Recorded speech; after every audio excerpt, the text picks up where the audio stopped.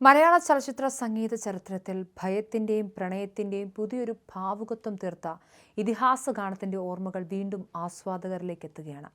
നിഴലായി ഒഴുകിവരും ഞാൻ, യാമങ്ങൾ തോറും കൊതി തീരുവോളം എന്ന ഒരു അനശ്വര ഗാനം എസ് ജാനകിയുടെ അതുല്യമായ കിളിനാദത്തിൽ പിറവികൊണ്ടതോടെ മലയാള സിനിമയുടെയും സംഗീതത്തിൻ്റെയും പോക്ക് വലിയൊരു വഴിത്തിരിവിലേക്കാണ് മാറിയത്.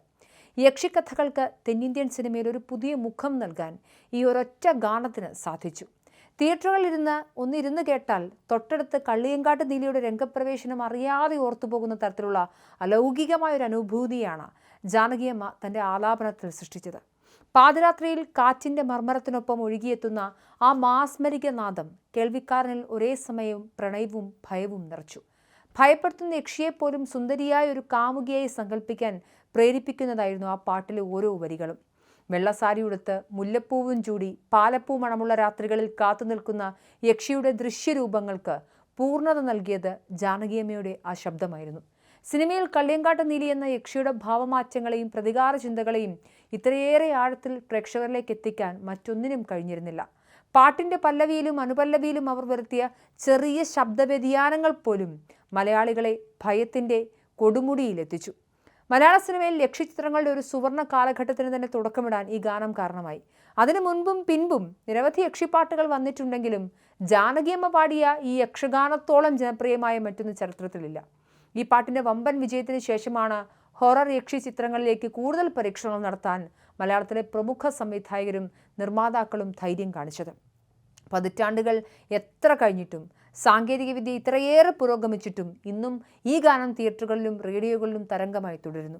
വെള്ളസാരി ഉടുത്ത യക്ഷി സങ്കല്പത്തെയും കള്ളിയങ്കാട്ട് നീലിയെയും ഓർക്കുമ്പോൾ ഏതൊരു മലയാളിയുടെ മനസ്സിലേക്ക് ആദ്യം ഓടിയെത്തുന്നത് ജാനകിയമ്മയുടെ ഈ അമരഗാനമാണ്. വിസ്മയങ്ങൾ ഒളിപ്പിച്ച ശബ്ദം മലയാള ചലച്ചിത്ര ചരിത്രത്തിൻ്റെ വഴിമാറ്റിയ വലിയൊരു നാഴികക്കല്ലായി ഇന്നും ജ്വലിച്ചു നിൽക്കുന്നുണ്ട്. എന്തായാലും തെന്നിന്ത്യൻ ജനതയുടെ ഹൃദയം കവർന്ന പ്രശസ്ത പിന്നണി ഗായിക എസ് ജാനകി അന്തരിച്ചിരിക്കുന്നു. 88-ാം വയസ്സിലാണ് ജാനകിയമ്മ യാത്ര പറയുന്നത്.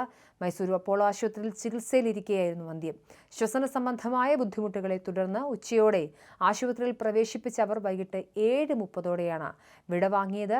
മരണവിവരം കൊച്ചുമകൾ അപ്സര ബിദുല്ലിയാണ് സോഷ്യൽ മീഡിയയിലൂടെ അറിയിച്ചത്. കുടുംബം അതീവ ദുഃഖത്തിലാണെന്നും ഈ പ്രയാസകരമായ ഘട്ടത്തിൽ തങ്ങളുടെ സ്വകാര്യതയെ മാനിക്കണമെന്നും അപ്സര അഭ്യർത്ഥിച്ചു.